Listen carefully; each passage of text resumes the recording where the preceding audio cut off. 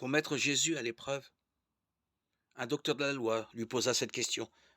Maître, que dois-je faire pour avoir part à la vie éternelle? Jésus lui demanda, dans la loi qu'a-t-il décrit? Que lis-tu?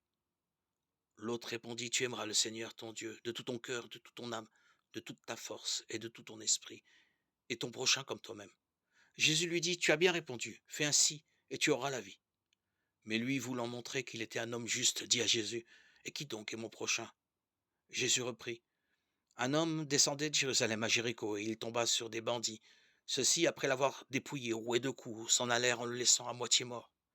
Par hasard, un prêtre descendait par ce chemin. Il le vit et passa de l'autre côté. De même, un Lévite arriva à cet endroit, il le vit et passa de l'autre côté. Mais un Samaritain qui était en voyage arriva près de lui. Il le vit et fut saisi de pitié. Il s'approcha, pansa ses plaies, en y versant de l'huile et du vin. Puis, il le chargea sur sa propre monture, le conduisit dans une auberge et prit soin de lui. Le lendemain, il sortit 2 pièces d'argent et les donna à l'aubergiste, en lui disant, prends soin de lui.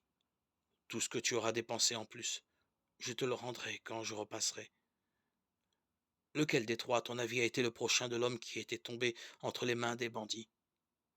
Le docteur de la loi répond, celui qui a fait preuve de bonté envers lui. Jésus lui dit, va et toi aussi fais de même. Alors qu'il était en route avec ses disciples, Jésus entra dans un village. Une femme appelée Marthe le reçut dans sa maison. Elle avait une sœur nommée Marie, qui se tenant assise aux pieds du Seigneur écoutait sa parole. Marthe était accaparée par les multiples occupations du service. Elle intervint et dit, Seigneur, cela ne te fait rien? Ma sœur me laisse seule à faire le service? Dis-lui donc de m'aider. Le Seigneur lui répondit, Marthe, Marthe, tu t'inquiètes et tu t'agites pour bien des choses. Une seule est nécessaire. Marie a choisi la meilleure part. Elle ne lui sera pas enlevée. Luc 10, 25-41.